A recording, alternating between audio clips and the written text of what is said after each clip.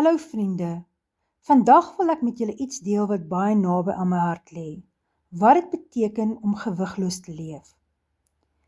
Weet jy, Jesus het eenmaal gesê, kom na my toe, almal wat vermoeid en belas is, en ek sal julle rus gee. En eerlikwaar, dit is waar hierdie hele reis vir my begin het. Ek het nie met gewigloos leef vorendag gekom in 'n groot oomblik van inspirasie nie. Dit het eintlik begin in 'n seisoen waar ek swaar gevoel het. Swaar in my liggaam, die mekaar in my siel en selfs ver van God in my gees. Ek het probeer om alles te dra, my geloof, my verantwoordelikhede, my emosies en selfs my gesondheid. En dit het net te veel gevoel. Ek het gewig verloor, dit weer opgetel en weer verloor. En maak nie saak wat ek probeer het nie, iets wou net nie blywend wees nie. Maar ek het iets raak gesien. Wanneer dit goed gegaan het met my liggaam, het ek ook klein daaglikse dingetjies gedoen, vir my siel en gees. My Bybel gelees, in my joernaal geskryf, geloop, water gedrink, klein gewoontetjies wat my hele ritme verskuif het. En een dag het ek gebid, Here, ek wil nie nog 'n plan hê wat ek nie kan volhou nie. Ek wil groei sonder om uit te brand. Leer my hoe om te leef soos U bedoel het.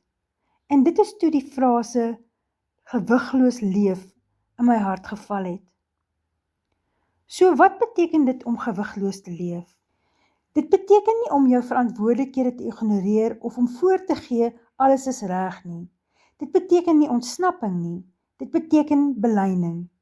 Dit beteken om te leer om neer te sit wat God jou nooit gevra het om te dra nie en om geankerd in hom te leef. Want die waarheid is, ons dra gewig in 3 plekke. In ons gees, waar ons van God afdwaal. In ons siel, wanneer ons gedagtes en emosies vasgevang raak in vrees en druk. En in ons liggame, wanneer stres sigbaar word in moegheid, spanning en ongesonde gewoontes.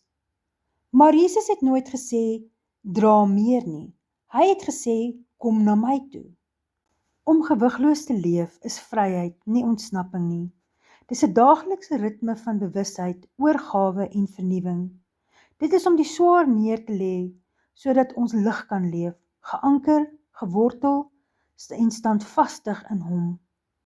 Kom ons bid. Jesus, ek is moeg daarvan om te dra wat nooit myne was om te dra nie.